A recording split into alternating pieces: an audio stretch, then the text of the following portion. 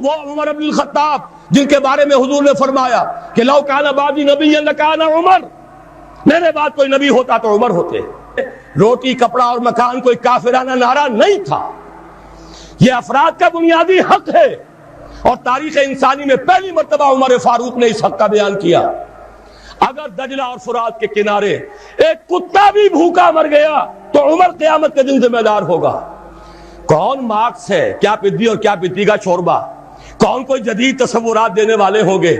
یہ کل کی پیداوار ہے اور آج ختم ہو چکے، آج ان کے چہروں پر کالک بری جا رہی ہے، آج ان کے مجسمے گرائے جا رہے ہیں۔ عمر فاروق کا فرمان یہ محمد کے غلام اور ایک ادنا تربیت یافتہ سپاہی کا فرمان ہے، یہ تا قیامت قائم رہے گا۔ ہر شہری کی بنیادی ضروریات کی کفالت ہے جو نظام خلافت کے ذمے۔ اس میں تو حضرت عمر نے مسلمان نہیں کہا، صرف مسلمان نہیں، جانوروں تک بات پہنچا دی۔ اس کا مطلب یہ کہ غیر مسلموں کا بھی حق ہے، اس لیے کہ حضرت عمر ہی نے ایک مرتبہ دیکھا تھا، کسی صوبائی دارالحکومت کے دورے پر گئے تھے، کوئی ایک بڈھا غیر مسلم غالب المجوسی تھا، وہ کچھ خیرات مانگتا پھر رہا تھا، بہت بوڑھا ضعیف۔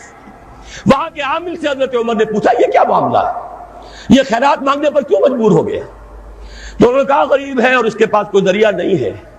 فرمایا یہ بڑا ظلم ہے کہ جب یہ جوان تھا کماتا تھا ہم اس سے جزیہ لیتے تھے، اور آج اگر یہ بوڑھا ہو گیا ہے اور اس کا کوئی والی وارث نہیں ہے تو ہم نے اسے سڑکوں کے اوپر بھیک مانگنے کے لیے چھوڑ دیا ہے، اس کا بھی وظیفہ مقرر ہو جائے گا۔